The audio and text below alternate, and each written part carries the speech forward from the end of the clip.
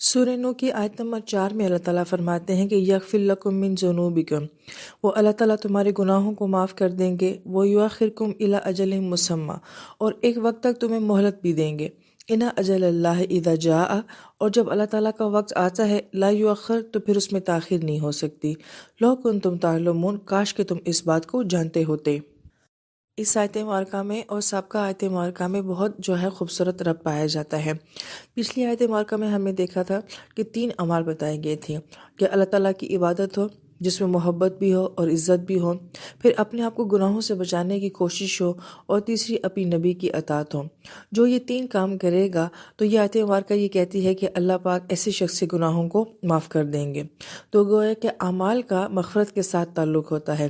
اعمال جو ہوتے ہیں وہ اللہ تعالیٰ کی مغفرت کا سبب بن جاتے ہیں۔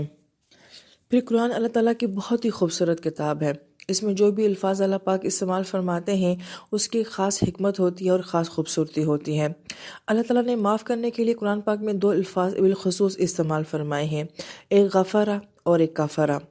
ان دونوں معنوں کو اگر دیکھا جائے تو غفر کا مطلب ہوتا ہے ڈھانپ دینا، چھپا دینا، اور اسی سے لفظ جو ہے وہ یغفر بھی نکلا ہے جو کہ اس آیت مبارکہ میں بھی استعمال ہوا ہے۔ جبکہ کفارہ کا لفظ جو ہے کاف، فا اور را سے، مفسرین کرام یہ فرماتے ہیں اس کا مطلب ہوتا ہے کسی چیز کو مٹی میں دبا دینا۔ اسی سے لفظ جو ہے کافر ہے، اور کافر کسان کو بھی کہا جاتا ہے، اور اس کو کافر کہنے کی وجہ بھی یہی ہے کیونکہ وہ بیج کو مٹی میں دبا دیتا ہے۔ اور کافر کو کافر اس لیے کہا جاتا ہے کہ وہ اپنے دل میں حق کو چھپاتا ہے، توحید کو چھپاتا ہے، سب کچھ جاننے کے بعد بھی وہ نہیں مانتا، اس لیے کافر کو کافر کہا جاتا ہے۔ اور اسی لفظ سے جو خوبصورت لفظ بنا ہے وہ کفارہ بھی ہے کہ جب کوئی گناہ مومن سے ہو جاتا ہے تو کہا جاتا ہے کہ اس کا کفارہ دو، لہٰذا وہ عمل جو ہے اس کے گناہ کو کہیں زمین کے اندر چھپا دیتا ہے، اس لیے اس عمل کو جو ہے وہ کفارہ کہا جاتا ہے۔ لہٰذا یہ دونوں الفاظ جو ہیں اپنے اندر بڑا خوبصورت معنی رکھتے ہیں۔ بالکل اسی طرح گناہ کے لیے بھی اللہ تعالیٰ نے 2 طرح کے الفاظ بالخصوص قرآن پاک میں استعمال فرمائے ہیں۔ ایک گناہ کو ذم کہا جاتا ہے اور ایک گناہ کو سیئہ کہا جاتا ہے۔ ان دونوں میں بھی فرق ہے۔ ذم جو ہوتا ہے وہ جانور کی دم کو کہا جاتا ہے، ایسا گناہ جو کہ آپ کے ماضی کا حصہ بن جاتا ہے، جو بار بار آپ کو آپ کی ماضی کی یاد دلاتا ہے، جو آپ کا پچھتاوا ہوتا ہے، آپ کا دکھ ہوتا ہے، لہٰذا ایسے گناہ کو ذم کہا جاتا ہے۔ اس کے مقابلے میں جو سیئہ کا لفظ ہے تو کسی بھی مردہ لاش کو جو کہ زمین کے اوپر پڑی ہوئی ہو، اور بالخصوص جانوروں کی جو مردہ لاشیں زمین کے اوپر پڑی ہوتی ہیں ان کو سیئہ کہا جاتا ہے۔ اب اگر ان دونوں الفاظ کا فرق دیکھا جائے تو ذم کا تعلق جو ہے وہ انسان کی ذاتی زندگی کے ساتھ ہے اور یہ انفرادی نوعیت کا گناہ ہوتا ہے، جبکہ سیئہ کا تعلق جو ہے وہ اجتماعی گناہ کے ساتھ ہے، یعنی کہ ایسا گناہ جو سب کی نظروں میں برا ہو۔ مثلاً کہ اگر قتل کرنا ہے، ماں باپ کو گالی دینا ہے، تو یہ سب کی نظروں میں برا ہے۔ ہم اس کے بارے میں یہ نہیں کہہ سکتے کہ میں اس کو برا سمجھتی ہوں، شاید آپ اس کو برا نہ سمجھتے ہوں، لہٰذا ایسا گناہ جو کہ سب کی نظروں میں برا ہو اس کو سیئہ کہا جاتا ہے۔ لیکن ذم کے معاملے میں یہ معاملہ بہت مختلف ہو جاتا ہے۔ ہو سکتا ہے کہ جو میرا ذنب ہو وہ سامنے والے کا ذنب نہ ہو۔ مثلا اگر ایک انسان ایسا ہے جو اس بات کے اوپر دکھ کر رہا ہے کہ آج میری تہجد کی نماز قضا ہو گئی ہے، جبکہ دوسرا شخص جو ہے وہ اس بات پر بھی خوش ہے کہ میں نے آج آخری وقت میں جو ہے فجر کی نماز پڑھ لی ہے، لہٰذا ایک شخص کا غم تہجد کی نماز کا چھوٹ جانا ہے، جبکہ دوسرے شخص کا جو ذنب ہے وہ نماز کا لیٹ پڑھنا ہے۔ لہٰذا ہر انسان کا ذنب ایک جیسا نہیں ہوتا، ہر انسان کی کیفیت جو ہے وہ ایک جیسی نہیں ہو سکتی۔ اب ہم قرآن پاک میں یہ دیکھتے ہیں کہ اللہ تعالیٰ نے ذم کے لیے غفرہ کا لفظ استعمال فرمایا ہے اور سیئہ کے لیے کفرہ کا لفظ استعمال فرمایا ہے۔ چونکہ ذم کا تعلق جو ہے وہ انفرادی گناہ کے ساتھ ہے، انسان یہ چاہتا ہے کہ میرے گناہوں کی کسی کو خبر نہ ہو، میرے ماضی کے بارے میں کسی کو نہ پتہ چلے، میرے جو پچھتاوے ہیں وہ صرف میری ذات تک رہیں، تو اس لیے اللہ پاک نے فرمایا کہ تمہارے ایسے گناہوں کو میں کیا کر دوں گا، یغفر، چھپا دوں گا۔ جبکہ اس کے مقابلے میں جو سیئہ لیول کے گناہ ہوتے ہیں، سیئہ کا ویسے بھی مطلب مردہ لاش ہوتا ہے، اور اس کے لیے اللہ تعالیٰ کا فرق استعمال فرماتے ہیں، یہ ایسے گناہ جو کہ مٹی کے اندر دبا دیے جائیں۔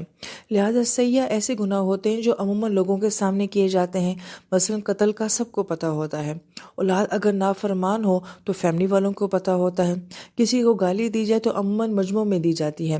لہٰذا ایسے گناہ جو کہ بظاہر سب لوگوں کی نظروں کے سامنے ہوں تو ہم یہ کہتے چاہتے ہیں کہ ان گناہوں کے اثرات مجھ تک نہ آئیں، ان گناہوں کی یہ کمیوں کی تلافی ہو جائے، تو اس کے لیے اللہ تعالیٰ نے معافی کے لیے جو لفظ استعمال فرمایا ہے وہ کفارہ ہے، کہ تمہارے ان گناہوں کے اثرات جو ہیں وہ کہیں مٹی میں دبا دیے جائیں گے۔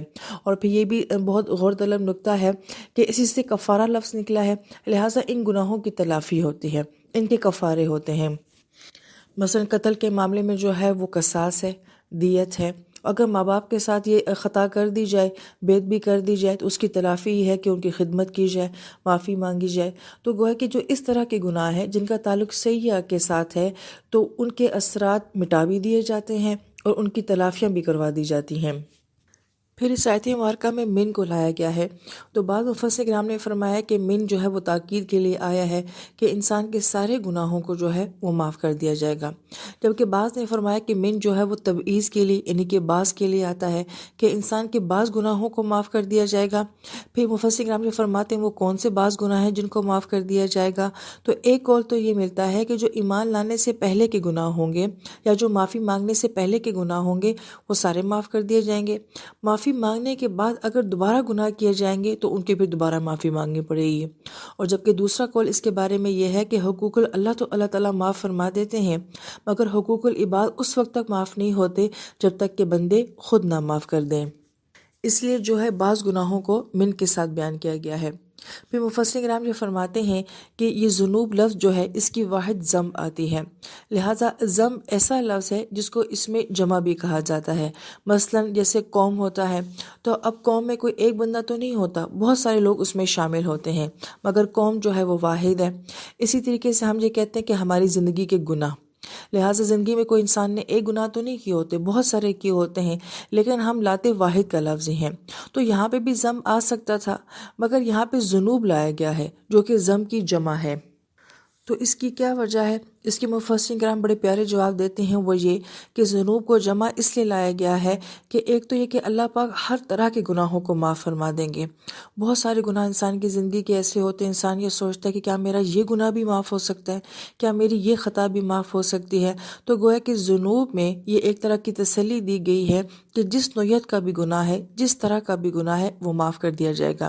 جبکہ بعض مفسرین کرام نے یہ فرمایا کہ ہر انسان کی فطرت ایک جیسی نہیں ہوتی، مزاج ایک جیسا نہیں ہوتا، ماحول ایک جیسا نہیں ہوتا، یہی وجہ ہے کہ ہر ایک کا گناہ بھی ایک جیسا نہیں ہوتا۔ اس لیے فرمایا کہ ہر انسان کے ہر طرح کے گناہوں کو جو ہے وہ معاف کر دیا جائے گا۔ اور پھر بعض مفسرین کرام نے یہ بھی فرمایا گناہ ایک ہوتا ہے مگر اس کی ظلمات، اس کی تاریکیاں، اس کے اثرات جو ہوتے ہیں وہ بہت مختلف طرح کے ہوتے ہیں۔ ہمارے گناہوں کے اثرات ہماری ظاہری دنیا پہ بھی ہوتے ہیں، باطنی دنیا پر بھی ہوتے ہیں، صحت پر بھی ہوتے ہیں، اولاد پر بھی ہوتے ہیں، مال پر بھی ہوتے ہیں۔ لہٰذا ایک گناہ کے جب اثرات مختلف ہوتے ہیں تو یہاں پہ اللہ پاک فرما رہے ہیں کہ اگر تم معافی مانگو گے تو تمہارے گناہوں کے ہر طرح کے اثر کو جو ہے وہ معاف کر دیا جائے گا۔ لہٰذا اس تمام تفصیل سے ہمیں یہ بات سمجھ آتی ہے کہ جس ہستی نے ہمارے گناہوں کو معاف کرنے کے الفاظ مختلف رکھے ہیں تو گویا کہ اس ہستی کے انداز بھی بہت مختلف ہیں۔ کل یومن ہوا فی شان، کہ اللہ تعالیٰ روز ایک نئی شان میں ہوتے ہیں، ایک نئے انداز سے اپنے بندے کو معاف کرتے ہیں، تو پھر بندے پر بھی لازم ہے کہ وہ مختلف انداز اختیار کر کے اپنے رب سے اپنے گناہوں کی معافی مانگا کرے۔ اللہ پاک ہمیں اس بات کی توفیق نصیب فرمائے، آمین یا رب العالمین۔